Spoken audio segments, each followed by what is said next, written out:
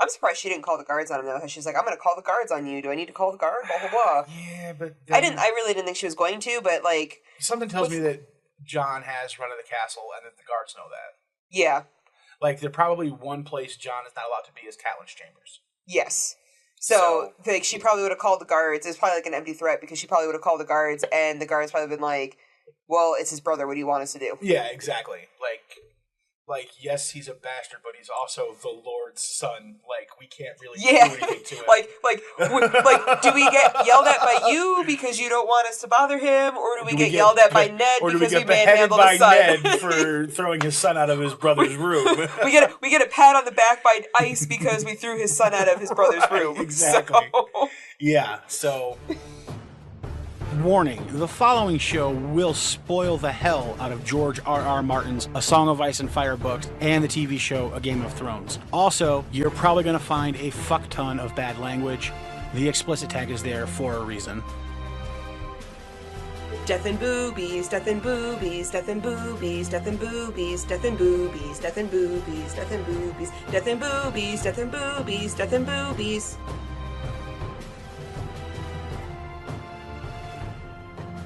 Welcome back to the Ironwood Network Book Club podcast. I'm usually here with two guests. However, today I am Maester Ironwood, and I am only here with the widow Wolfsbane. Lady Wyvern wants you to believe that she is out sick. However, she's not. She chose to go bowling. She abandoned us. Instead of coming here and recording the podcast for you guys. Yep. So send in your emails and nasty thoughts about her. Yeah, please do. In bulk. So, Widow Wolfsbane, you and I are here today to discuss Jon Chapter 2. Yes. In Game of Thrones. Love it. So, how are you doing on this beautiful Sunday? It's lovely. Cold. Fantastic cold day. You know, New York State in December. It's about how that goes. Yeah, you know. So, I'm just chugging along, getting my shit together, working it out. Mm-hmm. You know. Now we've got this Jon chapter is kind of interesting. It's basically Jon saying his goodbyes. Yes. To three people. It's like the last Bran chapter. He's going around saying goodbye to who he's supposed to say goodbye to before someone fell off a cliff. Right, before they leave. Yep. So I'm going to go ahead and give us a quick synopsis of what goes down in the chapter. Please do. And then we'll have a discussion on everything and anything that we find in there to talk about. So, chapter starts out with Jon heading to Bran's room to say goodbye, even though Bran is still unconscious. He's been putting it off as long as possible. And can't put it off because him and Uncle Benjen are leaving that day to head up to the wall. So he's got to suck it up, go in, deal with Catelyn, and say goodbye to Bran. He finally does that. Catelyn acts like a total cunt. Indeed. Towards him. Fucking cunt. Maybe even worse, actually definitely worse than she was in her previous chapter. Oh, yeah. As far as the way she acts towards Jon Snow. And then Jon Snow finally, after surviving that, rolls out of there and runs into Robb. Mm-hmm. Robb says, how did my mom treat you? And Jon Snow lies. Yep. And I can't tell if Robb actually believes him. It seems like he believes him. It seems like he believes him. I feel like he's just taking him at his word. Like, right. It's not necessarily believes him that his mom is nice because he knows that his mom's not nice to Jon. I think he's just kind of like, I'm not going to, fight with you about this. I'm not going to push the situation. If you said she was fine, then right. I will pretend that she was as fine as you're saying. They're both taking one for the team here. Yeah. Oh, yeah. And then Robb tells him that, Uncle Benjen's been looking for you. For like the last 2 hours. Right. So Jon's like, okay, well, I got one more thing to do. So Robb's like, well, fine. Then I never saw you. Mm-hmm. And so he runs and picks up something and then heads off to his final goodbye to Arya, mm-hmm. his favorite sibling, where he presents her with a special gift, castle forged steel sword. Yes. In the in the style of a Bravosi sword. Mm-hmm. which he helps her name the only name that Arya's sword could ever be called. Needle. Needle. Needle. And that is where we leave off. Yes. Jon saying goodbye to Arya and getting ready to head out for his great adventure north. Because, the wall's such a fantastic place to be. Oh, beautiful. Beautiful country. Tourist attraction, I'm sure. Absolutely. So warm and welcoming. Well, with Catelyn at Winterfell, it might be more warm and welcoming. This is true. If you're Jon Snow, do you want to deal with Maester Thorne, or do you want to deal with Catelyn Tully? It's probably a pick'em. It's probably one of those things where you just kind of get, both their faces thrown on a dartboard and just toss away. Yeah, it's like you pick the lesser of two evils. Yeah. So. And at least Alistair's got less of a personal vendetta. I'm sure it's still a personal thing, and it becomes more personal as time goes on. Well, that's because of who Jon Snow is. Yes. Because Ned Stark helped lead the rebellion that overthrew the king that Alistair Thorne was loyal to. Yes. But so it is personal for him as well. But it's personal for his his lineage and his bloodline. So it's not quite personal at Jon Snow himself. It becomes directly at him because he's the closest thing. Right. But it's more so his displaced anger of Ned and Robert. I think that's the same thing with Catelyn. Oh no, right? Catelyn's direct thing. She hates him for being the bastard that's right in front of her. Right, because she can't be mad at Ned about it. Yeah. So I guess you're right. It's the same thing. She focuses that anger on Jon because he's the one available for her to do that to. Yes. The same as Alistair Thorne will come to do as well. Because Alistair Thorne's a douche. Right. And Catelyn's a douche. Yep. Why is George R. R. write so many douches? That's a good question. Wait, does he just like douchey characters? Well, I think it's just it's a fundamental part of drama. That's true. A good drama, you're gonna have characters to despise. Yeah. You're gonna have characters who you despise and then like, and then despise and then like, and then you're gonna have characters that you never come to despise at all. That are your good guys. Like Ned Stark is a character we never come to despise. That's true. I think we come to maybe think that he is perhaps a little too simple-minded for the times that he's living in. He does I feel like he tries to oversimplify a lot of things. Well, I just think he doesn't understand how the game is played. Yeah. Well, because in his mind, it's beyond him. Because in his mind, it's not. The Game of Thrones is not a thing. It's just. Well, I think in his mind, everybody's an honorable person, and if they're caught doing something wrong, and you catch them doing it, and you offer them an ultimatum, then they will, throw their hands up and say, "Oh, you got me." Oh, I'm sorry. Okay, yes, I'm gonna go ahead and leave, and we're done.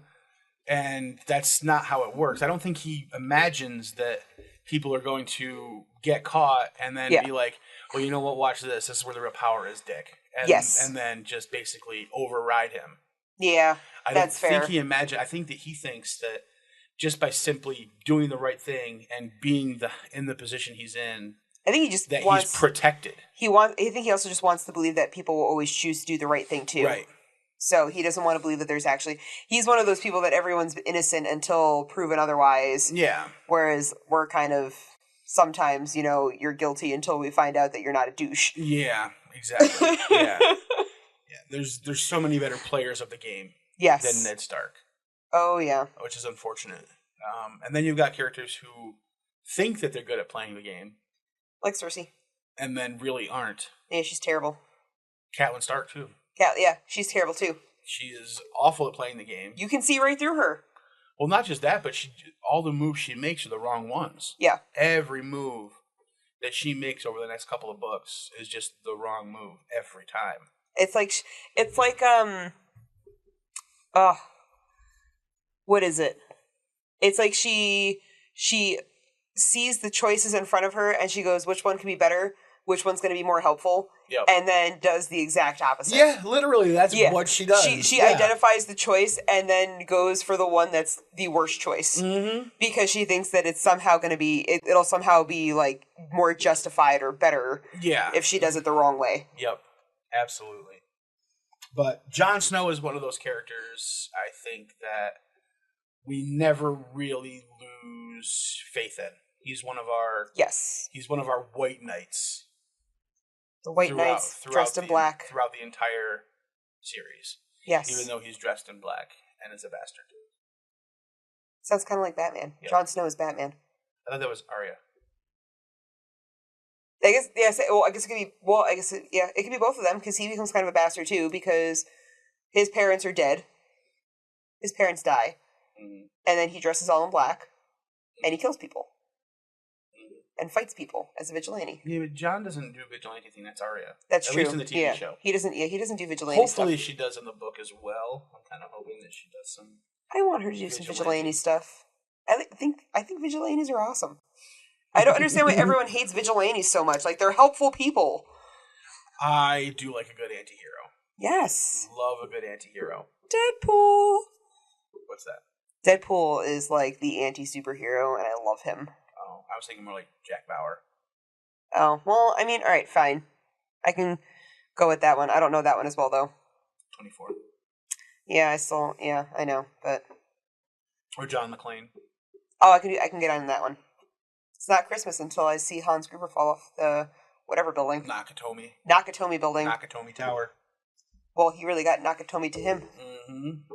Nakatomi! So... Rest in peace. Indeed. Oh, rest in peace, Alan Rickman. Mm-hmm. We love you. Yep. Still watch him every Christmas. Always. Mm-hmm. Love me the Die Hard. Okay, so let's talk about Jon, and let's talk about Catelyn. I feel really bad for him that he had to wait so long to see his brother after he got injured, because Catelyn wouldn't leave. Yeah. Like, I mean, it's also, she's being a good mother by not leaving his side, too. There's that, like, she's, like, taking as much care of him as possible. Yeah, but she's not doing anything. She's not doing anything. She's doing some stitching while she's there. She's stitching things. Yeah, she's got a castle to run. Yeah. Because Ned's got to be preparing to go south. Yes. So she needs to be running Winterfell. And she's not doing it. And she's not doing it. She's eating and sleeping and waking in Bran's room. And going to the bathroom because she's having chamber pots brought to her. For 2 weeks straight. Yep. And Jon Snow, who is close with all of his siblings except for one, Sword, is, as far as we can tell, is close to Ned. Yes.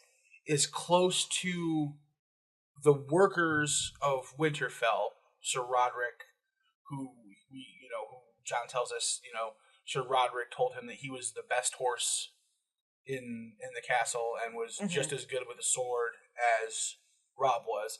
So even the hired help are fans of and friendly with Jon. They all like him except Catelyn. And the only people who don't like him are Catelyn and Sansa. Because they're both fucking Tullys and we hate them. Yeah, because they're Tullys and they're awful people. And we Greyjoy know Greyjoy kind of is. Yeah, but he's not a Stark, and he's just. He's a 19-year-old dick, right? So of course the 19-year-old is not going to be super friendly to the 14-year-olds. Yeah. I mean, he's deferential to Robb because Robb will be the Lord of Winterfell. Yeah. So he doesn't really have a choice there. But he doesn't have to be deferential because Jon's just a bastard. Yep. I mean, essentially, Jon's in the same position as Theon is. Yeah.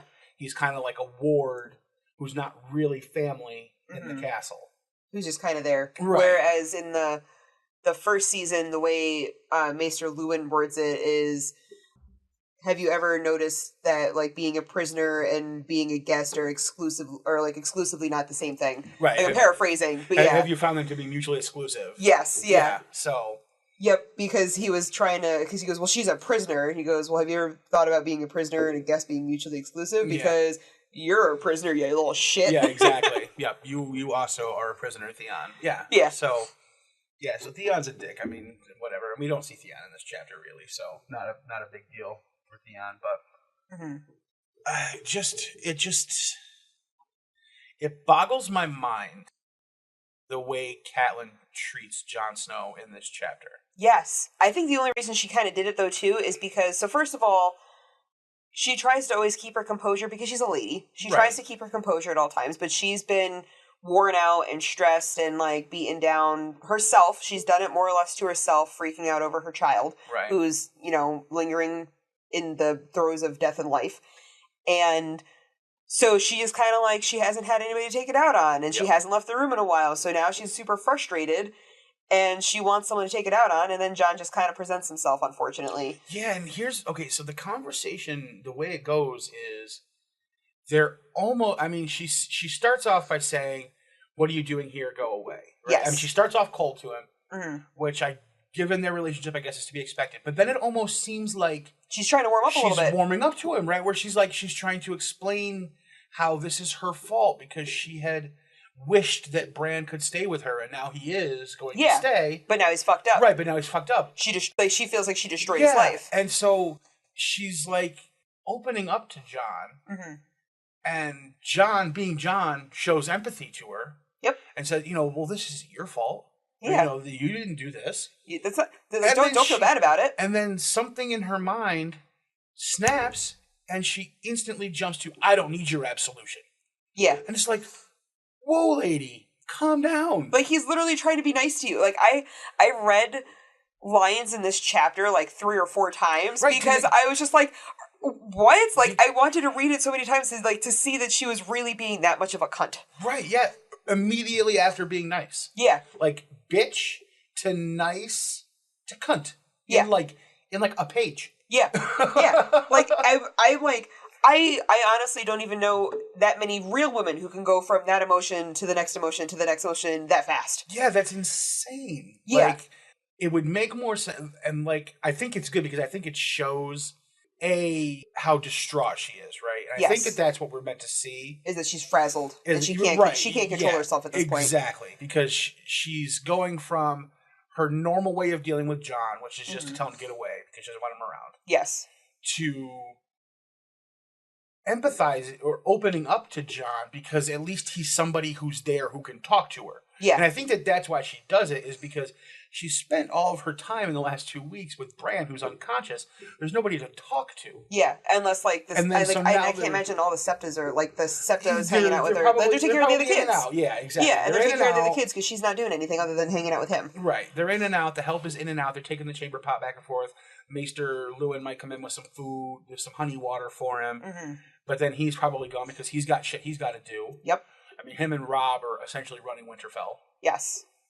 And then so she immediately starts to open up to him because he almost like forgetting the fact that it's Jon Snow. It's just a living person that I can have a conversation with. I think that's what it is. I think it's not even so much. It's just a warm body that's there. Yeah, to hear her. And then when he says it's not your fault, it's like she hears his voice and she remembers who it is, and he immediately snaps back to "I hate Jon Snow." Yep. And tells him that she wishes it was him. Yes. That fell. Yeah, that it should have been him. Like, the fuck says that to any child? Yeah. Like, because we're not talking full-grown man on the TV show Jon Snow, played by Kit Harington. We're talking 14-year-old boy. 14-year-old boy. Jon Snow. Yeah, who is the same age as her oldest child. Right. Like, they're the same age, and she's essentially telling Robb, it should have been you. Right. Like, you should take your brother's place because Bran doesn't deserve this. Yeah. And it's like, the only reason Jon deserves this is because she hates him. Yes. And that's solely it. And it's like, but I would love to see her, like, I would love for him to have been able to say something like, I wish you could say that to any other 14-year-old in the world because you know that you would never say that to anybody else. Right.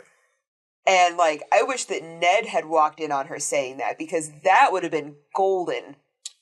Yeah, and here's my thing, like, what would Ned do, right? Because he doesn't seem like he sticks up for Jon to Catelyn. I feel like he doesn't stick up for her or stick up for Jon that much because she's normally very, like, she holds herself back a lot. Like, I can't think of, like, a better word, but she's... You're restrained. Yeah, she's normally very restrained in that aspect. Like, she's very good at keeping herself in line because she knows she has to.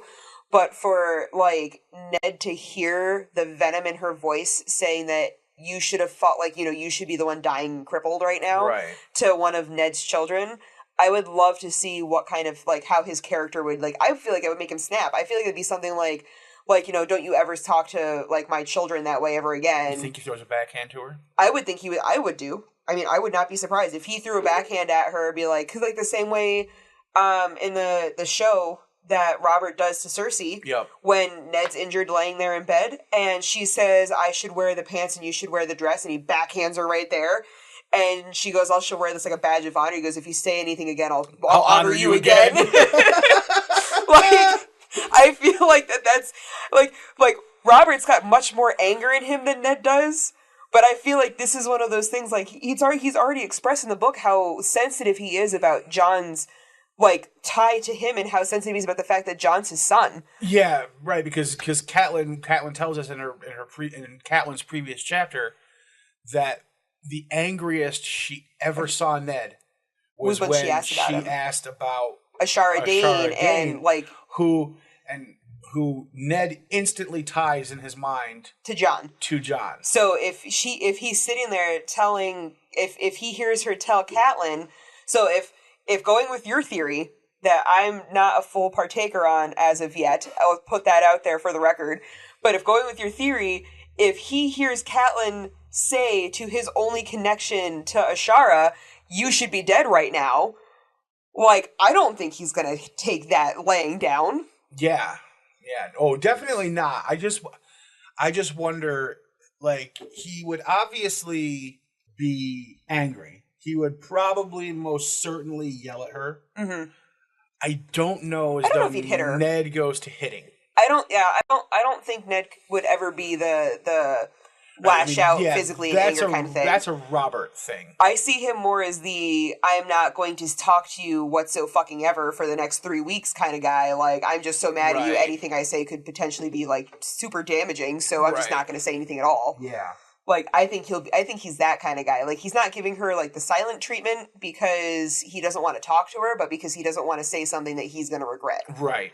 So, which is not why most women do the silent treatment. Just putting that out there. I also don't do the silent treatment for men out there who are curious to this. I do the keep talking until you want to kill yourself treatment. Yeah. She's a Black Widow, by the way. Yeah. Black Widow. Chose to be a widow. I chose to be a widow. That's my backstory. Actively chose to be a widow. This, shit happens. Marriages become unhappy. If Ned heard this, his marriage would be unhappy too. Oh, no doubt. I would make him a widower. I would help him out being a widower. Yeah, I don't know. Yeah, and that's my only thing is, would he go as far as Robert? Because does Ned have that? Because, I mean, like, Robert has this stored up anger, but Robert gets his anger out quite often, it seems like. All right, so... Ned seems like the one who would have the big backlog of anger because he's always very measured. Ned's more like a dam, whereas Robert's more like a short circuit. Right. So, like, Robert has the energy that builds up, and it gets just enough, and then it jumps across the circuit, and he gets it out, like, come and go. Mm-hmm. Whereas Ned just has that dam that's in his head, and everything just keeps building up on the back of that dam. And it never breaks. And yeah, it doesn't ever break. Well, we also don't ever get really a chance to see it break, so there's that. I mean, we see points where it should break. Yeah. And it doesn't. Yeah. He just keeps building that dam up higher and higher. He has the patience of a saint. Yeah, he does. Saint Ned Eddard Stark. Yeah. Which is crazy. But yeah, so we've got Catelyn going bonkers. I mean, just she's definitely not in her right mind. No, she's not. And I wonder if Jon realizes this, and maybe that's why. I think that's why he was so nice to Robb about it too. Right, when he's talking to Robb after he leaves Catelyn and Bran, and Robb asks him how his mother was, and he says, "Oh, she was fine." Yeah. I don't think either of them think Jon is saying she was nice. Yeah. I think it was more like saying that she's indifferent and it's fine, not a big deal. I know she doesn't like me. I think, that's John's way of saying she was the same way she always is. Right. As opposed to not saying that she was worse today. Like, she was terrible. No, she didn't tell me that I should be the one who's dead. No, she didn't say that. Yeah, she didn't like basically curse my life or anything. Yeah, and I think John gets it. And you can tell because he empathizes with her when he's talking to her. Mm-hmm. I think he gets it, that she is just like, she's completely overwhelmed. Yeah. She's losing her 2 girls. They're going south with Ned. She's losing Ned, who is going south. You know, she's essentially lost Bran at this point. He's unconscious. He's just a freaking vegetable in a bed. Who's like literally, they mentioned too that he's like wasting away. Like you can see the hollows in his cheeks and stuff like that, and his like, even though they're feeding him stuff to sustain life, feeding him honey water, which is nowhere near enough to keep your muscles from atrophying and so he's going and so he's literally just wasting away at this point, which is one of the things that she's I think also freaking out about, because if he doesn't wake up and actually start eating on his own, then that's what's going to happen. Like his body's just going to run out of stuff. Like it's sustaining his life enough to keep his glucose going and keep his heart and stuff going. But but that's about it. Yeah, that's literally the extent that thing can. Like they know at this point that if he ever wakes up, which is a question, he'll never walk. Yep.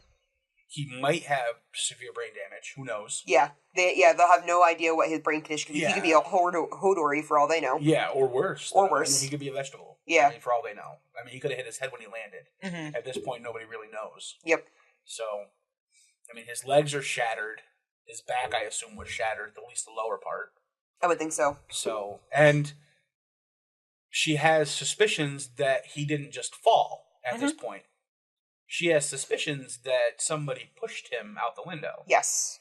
Like, because we're going to get into CSI Catelyn in her, I think it's her next chapter. Yeah, oh my god, she's just too much. But I mean, like, and I understand, like, but it's one of those things too, like, even though she knows too, as well as I'm surprised Ned wasn't even as aware of the conspiracy that she was forming over there. Yeah, but Ned doesn't strike me as somebody who gets it. Well, it's just because he's not a conspiracy theorist. He doesn't read too far into stuff the way that she does. Whereas, like, she's like, he's never slipped before in his entire life. Like, it can't be that fact that he finally fell for the first time ever. Whereas Ned's just kind of like, he was going to fall sooner or later. Yeah, kids fall. Yeah. So, I was just, Yeah. Yeah, and it's like, I wish that we got a POV chapter of Ned with thoughts of Bran in it, because I would like to know Ned's thought process on Bran's condition. Yes. And what happened to him. See, and that'd be great. We never get that. Yeah, because it's always one of those things, like, everyone was always telling him at some point he was going to fall. Most of them were telling him that because Catelyn was, like, dissuade my son from climbing all the time and tell him he's going to die. Right.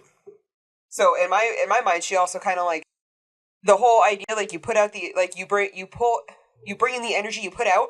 She kept putting out that he was going to fall. Yep. And then he gets shoved out of a tower. So I mean, in my mind, prophecy. It's a self-fulfilling prophecy. In my mind, she did it to him because she kept telling him, like, even though he never had a problem, she kept telling him, "You're gonna fall. You're gonna fall. You're gonna fall. You're gonna get hurt." And then someone shoves him out a window. Yep. He didn't fall. No. She put he almost did. Yeah, but she put that energy on him. He almost fell. So he did almost fall, and he caught himself. Yep. And then he got pulled up into the window, and then tossed out for the good of the realm. Yep. Damn that realm. Mm-hmm. Oh well. So, but yes, I wish we got Ned's perspective on Bran, which is something we really never get. We don't really get Ned thinking about Bran all that often. Maybe it's one of those things where, like, Ned just kind of, he's got, like, that empty mind syndrome, where, like, the woman's sitting there thinking, like, oh, he's thinking about her, and he's thinking about this, and he's thinking about that, and all he's thinking about is, I want a big sandwich with bacon on it. Yeah, exactly. Yeah, it's that thing. So she's sitting there thinking all these stuff, like, so maybe Ned's not really thinking anything. Maybe Ned's just kind of sitting there, like, blank-minded and just, autopilot. There's, like, a slight hum and some white static. Yeah. I think Ned thinks that Bran just fell.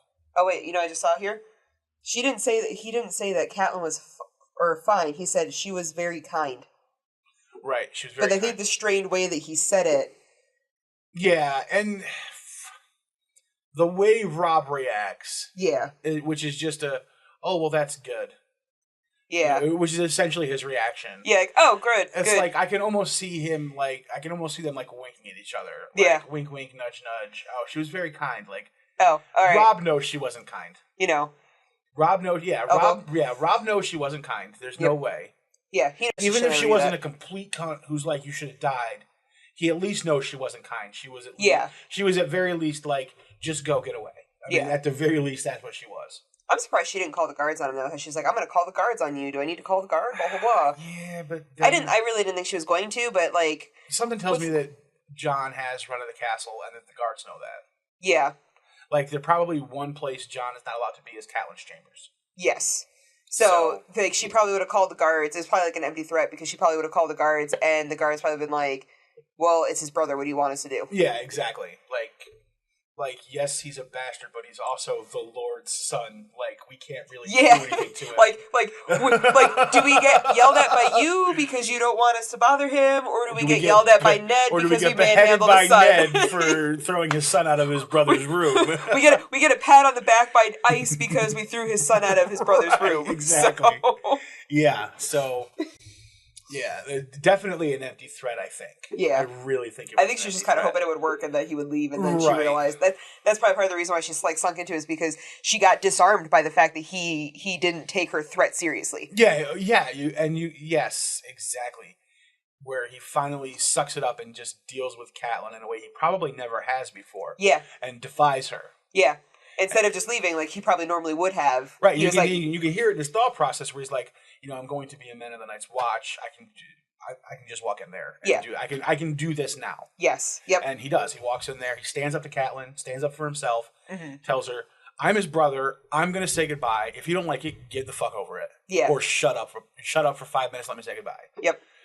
And I like that. I think that's a good character move for Jon. Yes. It was very much a thing that kind of like shows that he is old enough to be able to hold his own now. Right. Yeah, it was his first step. We're essentially expecting now that Robb is going to be the leader of Winterfell because Ned is leaving. We've got Catelyn, who just stays in Bran's room. Yep. And so we've got Maester Luwin and Robb will essentially be running Winterfell.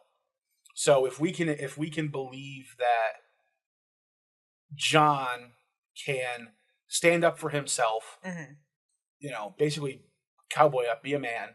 Yep.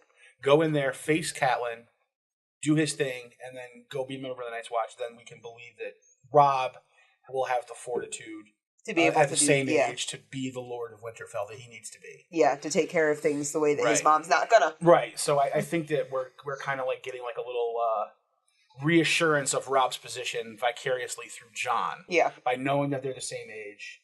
Jon's able to do this thing, so therefore Robb, who was raised in the exact same way, trained and taught the exact same things, can also do these things. He can be up and be a man. Be a man. Yep. Take his lashes like he's supposed to. Exactly. And have to deal with the uncomfortable chair. Although I think Winterfell's chair is probably much more comfortable than the Iron Throne. They say it's still very uncomfortable. The chair in Winterfell? Yeah. I feel like thrones aren't supposed to be comfortable. They're not. It's supposed to remind you of the burden you carry. That's true. That's true. Only a bad king will have a comfy chair, have a comfy throne. I didn't know that. Yeah, I think it would be right because a king who basically like Joffrey would have if he could. Yeah, he would have a comfy throne. He's the little bastard who put a giant cushion on the Iron Throne. because it's his divine right to rule. Yes. Right. So everything he does is the realm does these things for him. Whereas a good king knows that he does things for the realm. Yes. And he understands the burden of leading it. Yeah. And so you don't want to be comfortable in your chair. You want your position to be Joffrey's uncomfortable because it reminds you of that burden and the suffering that you must undertake on behalf of the people who you are in charge of. Yeah, that you have to remember that you don't own the people, that you serve them. Right. Yeah, whereas that's Joffrey's big downfall, is that the people belong to him and he can do whatever he wants with them because they're his subjects. Yep. Exactly. Bullshit. And you get that with Robb and Ned Stark, where in the North they have the rule that he who passes the sentence swings the sword. Again, the burden of being in charge. Yep.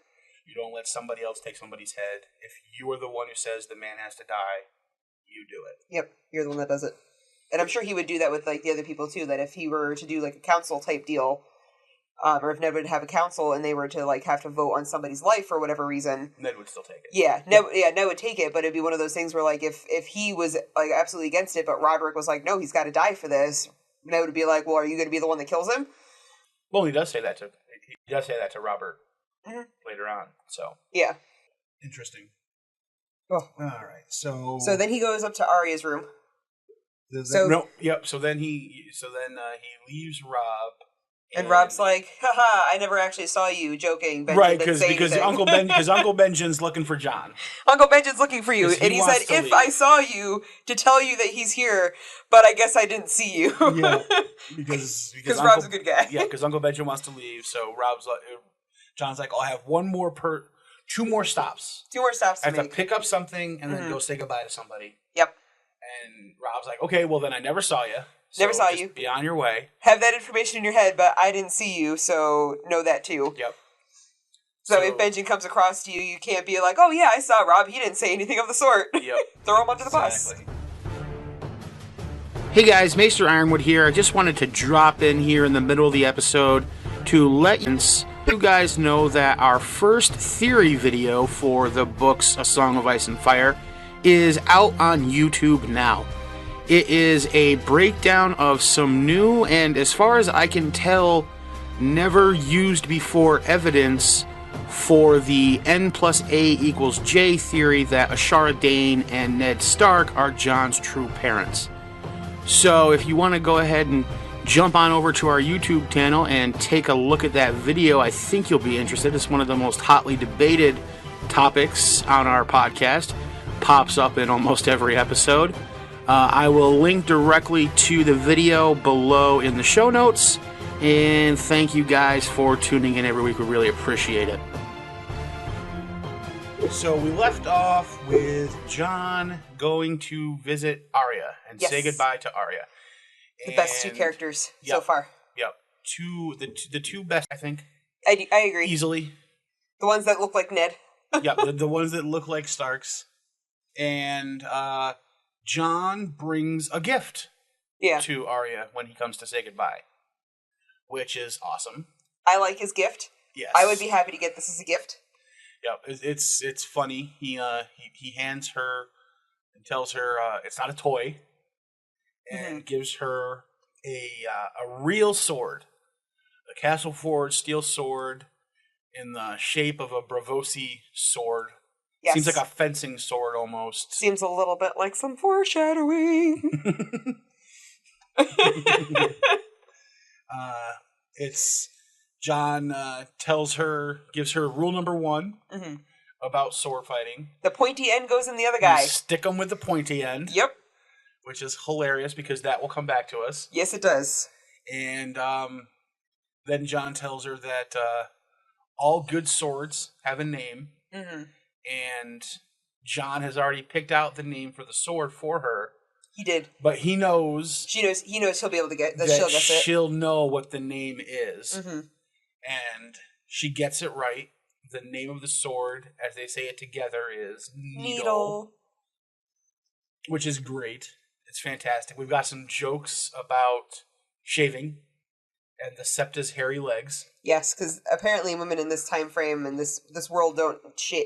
I would also think, though, that even if women do, that the Septas, being like religious women where they don't alter their bodies. You're right. Yeah, I think that would be one of those things. That would be one of the reasons. Yeah, because your Septas are like nuns. Yeah.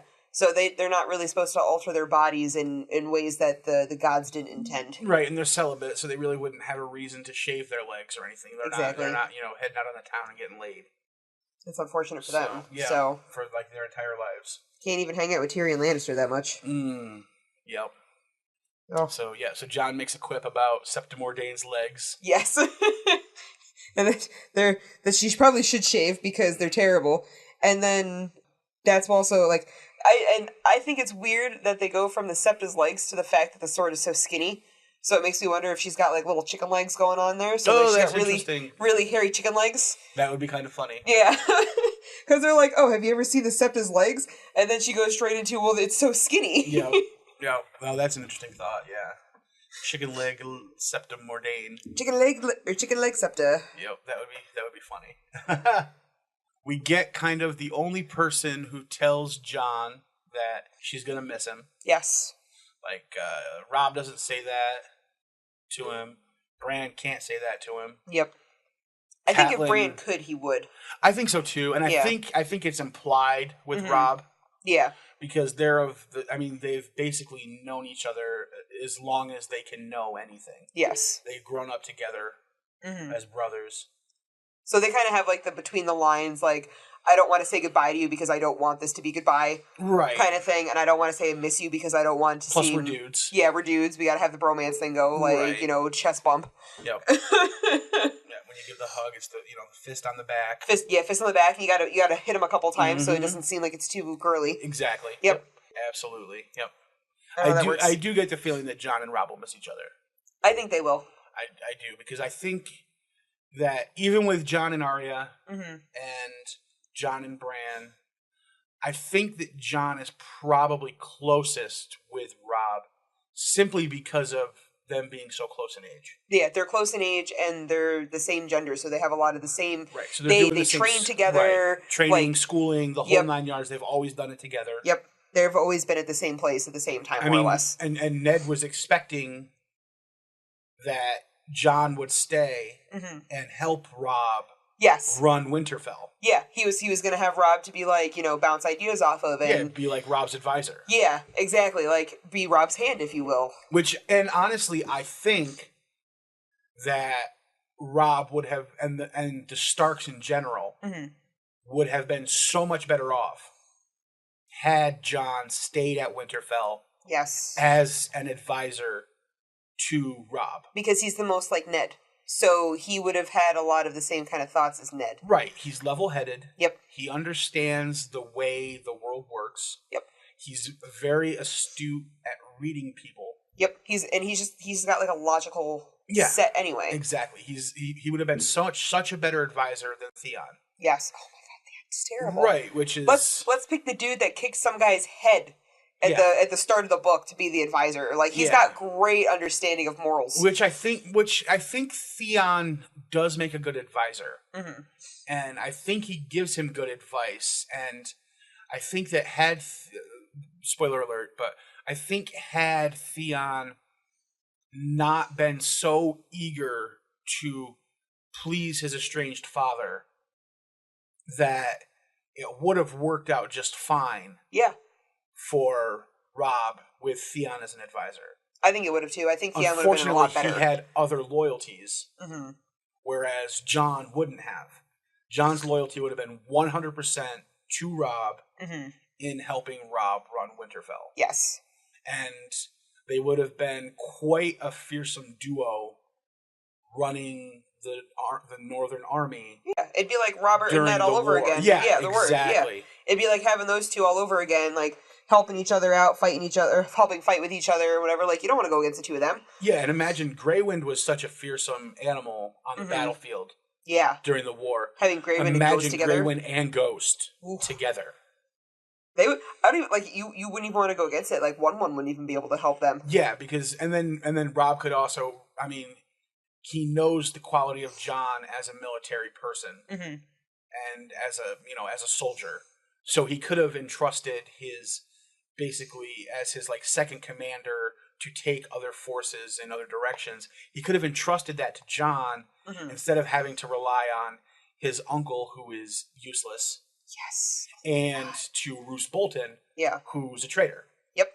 He could have entrusted that command to Jon. And Jon would have help. Jon could have kept his uncle and Roose Bolton in line and used their tactics. And they'd have the two direwolves to be able to help enforce those a lot too. Right, exactly. Even if they're separated. Yeah, so I think that the Starks in general would have been in such a better place had Jon just stayed with Robb. If Catelyn had not been such a bitch. Yeah, no, Catelyn had not been a bitch. If they had been able to maintain their buddy system, it would have been a lot easier. Yeah. Buddy system never fails, guys. Buddy system never fails. Yeah. Yep. Because, I mean, we get to the point where you've got Robb is basically counseled by his uncle, who's dumb. Yes. Oh, my God. He's counseled by Roose Bolton, who, if you read the history of the North, North in A World of Ice and Fire, Mm-hmm. the Boltons are longtime enemies of the Starks. Yeah, and because they were conquered, and that's why they're a vassal house now. Yes. But for hundreds of years, they were enemies. I'm trying to think. I'm going to go back to the very start of the book here and look at the map. Mm-hmm. And because I'm pretty sure the map where the map shows is they're close to where they're north. They're north. Yeah, they're northeast, but so they're off on the side where House Bolton is or the Dreadfort. Yeah, it's over they're on the side of the continent where the dragon, or what's the name of the dragon island where the Targaryens lived. Dragonstone. Yes, thank you. So they're fairly close to Dragonstone where the Dreadfort is. So he's sitting there oh, let's go do that.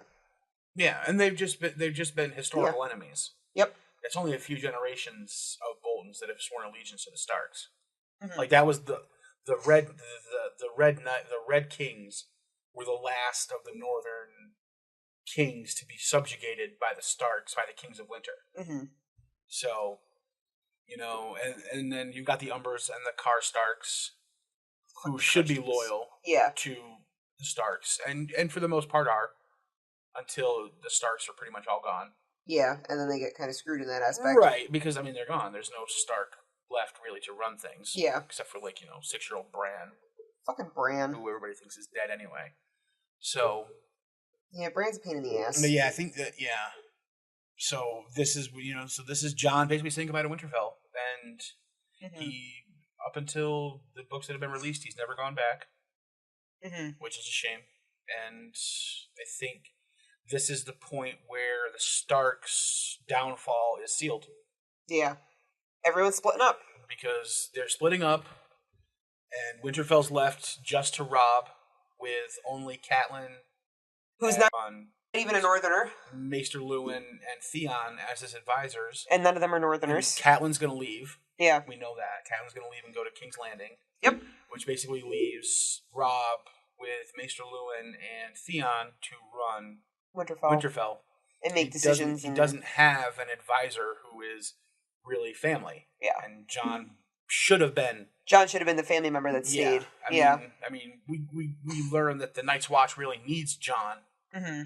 But, such a waste of the Stark family. It's such a waste of a good mind. The Night's Watch needed a good mind too.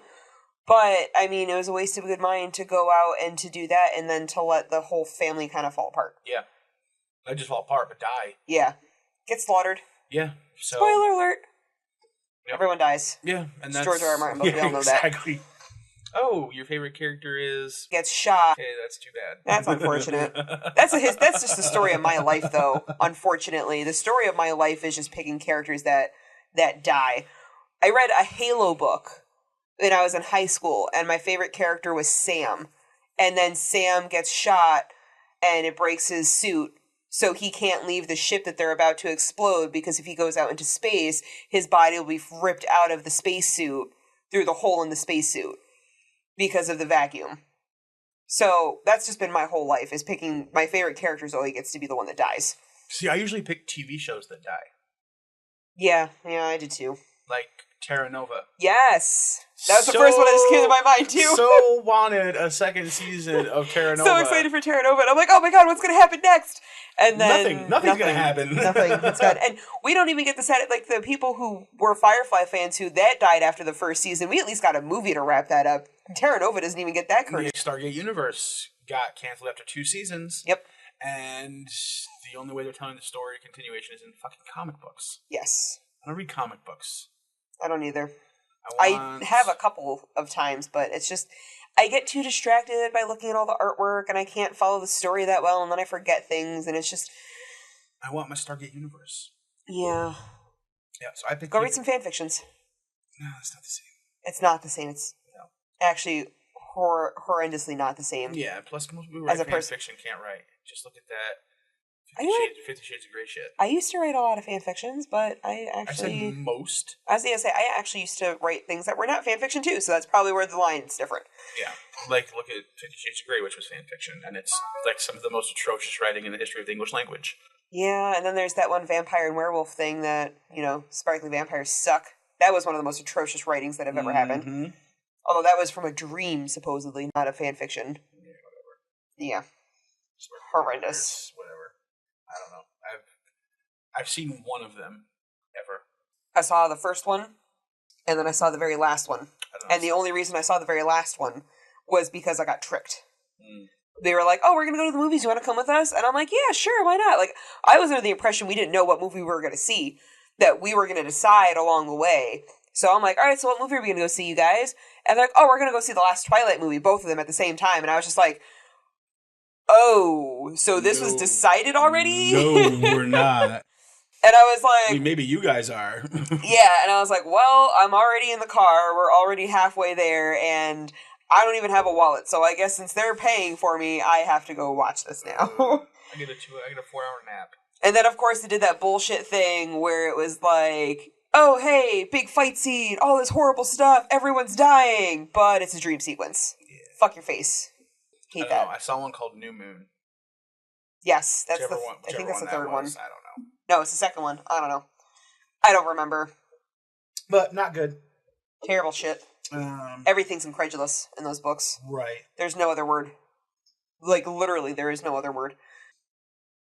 Okay, so let's see. I think we've covered pretty much the whole chapter. Everything for Jon. Yeah. We got him saying goodbye to Arya. We got him giving her a needle.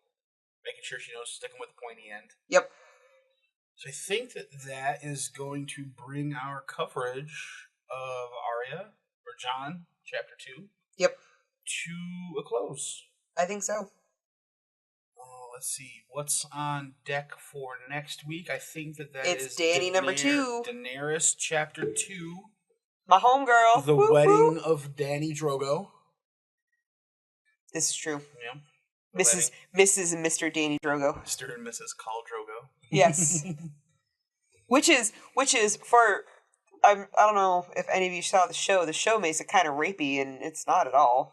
No, so the spoiler for that. Yeah, the Double D's seem to really want to make the show rapier. Yeah. Than the book is. Yeah, they do. Like a lot. Yeah. And then, of course, like, years and years ago, Jason Momoa made a comment about, like, that he gets to rape beautiful women on TV set because of that show. And, like, for whatever reason, now everyone's freaking out about it. Yeah. So, we're not going to boycott Jason Momoa. It's just not going to happen. We love Jason Momoa. We do love it. He's a fantastic person. And he and Emilia Clarke are, like, the best of friends. He plays 2 of my favorite characters ever on TV. Yes, because he was in Stargate. He was in Stargate Atlantis. He played Ronan. Yes, amazing. He did. Yes, he did. And then he played Khal Drogo. Amazing. So, he did such a good job. And he doesn't even think that was a very big role for him. I mean, essentially they're the same characters. Yeah, but, like, he doesn't think that playing... well, from what I read, I don't know if it was necessarily, like, a direct interview with him. I will put that out there. Like, I don't know if these are words from him or if it's something that someone kind of insinuated from what he said, but he doesn't think that playing Drogo was a very big role booster for him or like a publicity boost for him because he didn't speak English, so they couldn't really get like his full-on acting ability, and he didn't have like, I mean, in all reality, in the grand scheme of the show, he didn't have a huge role. He had an important role, but it wasn't like a huge, long-lasting role. Yeah, but he was still one of the biggest names in the show. Yes. When he was in the show. Yeah. Which I think that's the one. Like, I remember when they brought him back for one of Dany's dream sequences. Yep. Like 2 seasons after he had left the show. Mm-hmm. And there was buzz everywhere. Everyone was ecstatic about it. Khal Drogo's coming back. Yes. So yeah, he may have thought that it was a small role, but I think it was one of the more iconic roles. I think it is. I think it's going to be one of those things. And I think it's just because he's such an impressive and imposing force on the screen. Yes, he is. He's got a presence about him, I tell you. Yeah.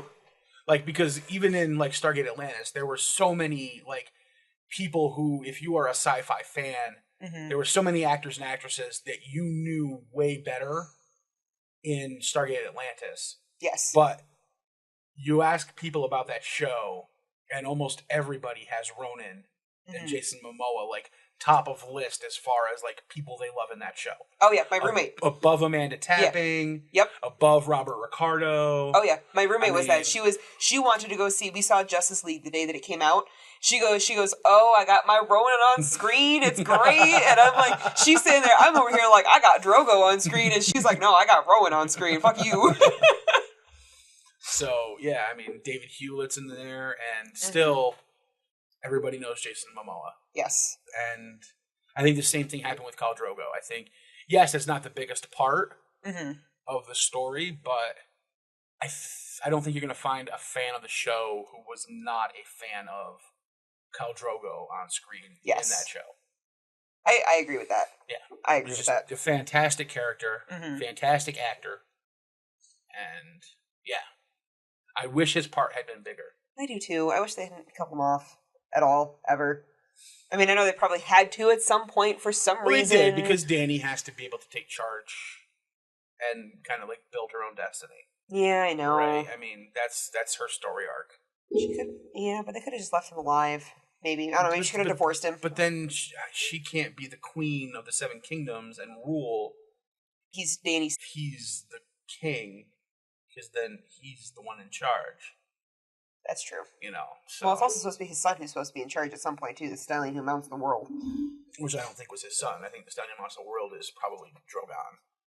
Yeah, I think, Yeah, I think that ends up being it, because he's Dany's steed. Yeah. So, I think that's it, too. Mm-hmm. Oh. All right, so that's what we had to look forward to next time is Daenerys, Chapter 2, The Wedding of Daenerys, Drogo. We should have all three of us back for that next episode. Mm-hmm. So that'll be good. It'll be 2 against 1 as far as people who like Dany. Yes, because Lady Wyvern and I are very much Dany fans. So we will catch you guys again next time. Bye. See ya.